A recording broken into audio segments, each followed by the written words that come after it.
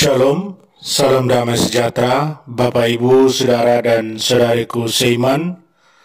Semoga saya menjumpai Anda semuanya dalam keadaan yang sehat walafiat, tak kurang satu apapun, tetap semangat, tetap tersenyum, dan selalu berpengharapan pada Tuhan kita, Yesus Kristus. Senang berjumpa kembali dengan Anda dalam permenungan harian Sabda Tuhan Embun Sabda pada hari Selasa 15 Juni 2021. Mari kita siapkan diri kita siapkan hati kita untuk mendengarkan firman Tuhan dan merenungkannya. Tuhan sertamu dan sertamu juga. Inilah Injil Yesus Kristus karangan Santo Matius. Dimuliakanlah Tuhan. Dalam khotbah di bukit, Yesus berkata, "Kalian telah mendengar bahwa disabdakan, kasihilah sesamamu manusia dan bencilah musuhmu.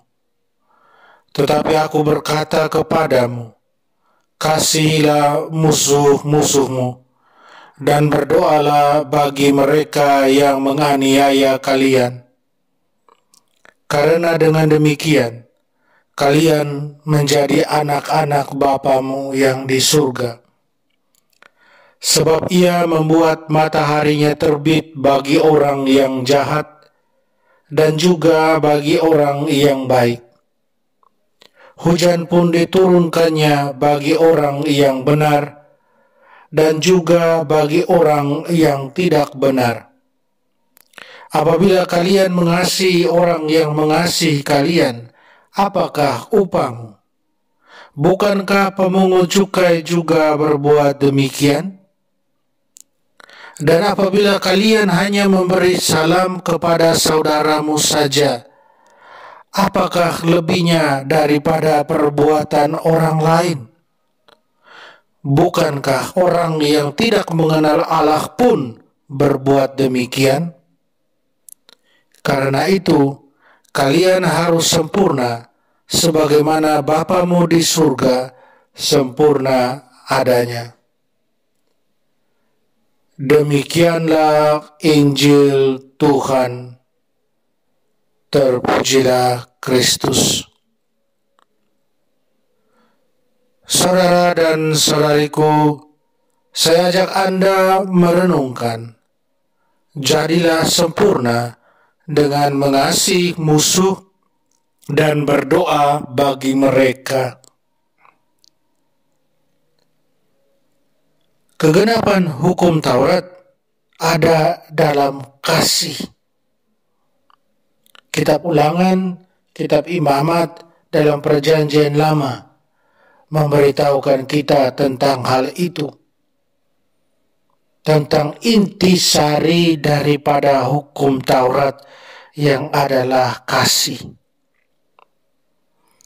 Kasih itu pula adalah inti dari pewartaan Yesus, di mana Yesus menyempurnakannya. Inti pewartaan Yesus ini kemudian menjadi satu tantangan bagi kita. Yesus mengajarkan bahwa kasih bukan hanya ada di dalam hati. Kalau hanya ada di dalam hati, maka percuma. Kasih itu harus diwujudkan dalam tindakan. Itu baru benar. Kasih itu tidak membeda-bedakan. Kasih itu tak mengecualikan atau mengucilkan pribadi-pribadi tertentu. Kasih menggerakkan seseorang untuk memperlakukan musuh dengan cara yang sama ia memperlakukan sahabat. Yesus bahkan dalam Injil meminta supaya berdoa buat musuh, buat semua yang menganiaya kita. Satu hal yang luar biasa, saudara dan saudariku. Kasih yang luar biasa. Kita perlu mengasihi. Mengapa? Karena Allah lebih dulu mengasihi kita. Terlepas dari kita manusia berdosa atau manusia yang kudus. Allah adalah kasih. Allah tidak dapat mengingkari dirinya sendiri. Tidak dapat menyangkal dirinya sendiri yang adalah kasih. Dan inilah dasar utama bagi kita yang mengaku diri sebagai orang beriman. Dalam Injil di ayat 45 kita dengar sabda mengatakan, karena dengan demikianlah kamu menjadi anak-anak Bapamu yang di surga, yang menerbitkan matahari bagi orang yang jahat dan orang yang baik, dan menurunkan hujan bagi orang yang benar dan orang yang tidak benar. Ya, itu adalah Allah kita, Allah yang penuh kasih, tanpa kondisi, unconditional love. Mengasihi kita secara tulus, secara luar biasa. Berdasarkan ajaran Yesus inilah, kita pun diajak untuk mengasihi sesama manusia tanpa perkecualian.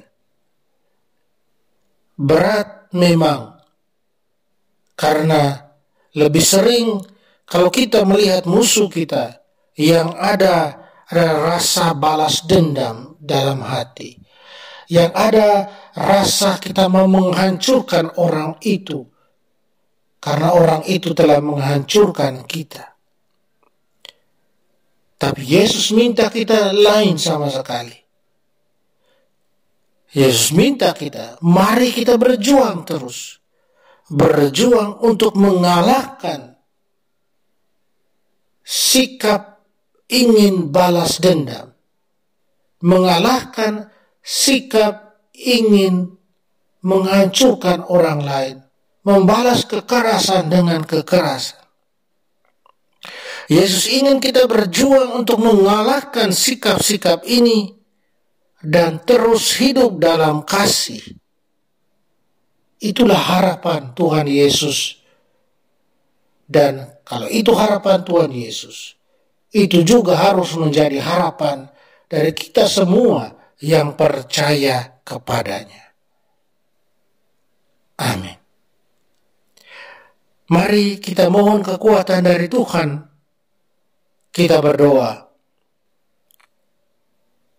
Ya Allah, berkenanlah mengukir putra-Mu dalam hati kami, dan ajarilah kami melaksanakan cinta kasih-Nya, sebagaimana telah diberikan oleh Dia, putra-Mu, dengan teladannya. Sebab Dialah Tuhan dan pengantara kami, yang bersama dengan Dikau dalam persatuan dengan Roh Kudus, hidup dan berkuasa Allah sepanjang segala masa. Amin. Mari kita mohon berkat Tuhan. Tuhan sertamu dan sertamu juga. Kita sekalian semua orang yang kita sayangi dan kasih, segala usaha, rencana dan kerja kita dilindungi, dibimbing dan diberkati Allah yang Maha Kuasa, Bapa dan Putra dan Roh Kudus. Amin.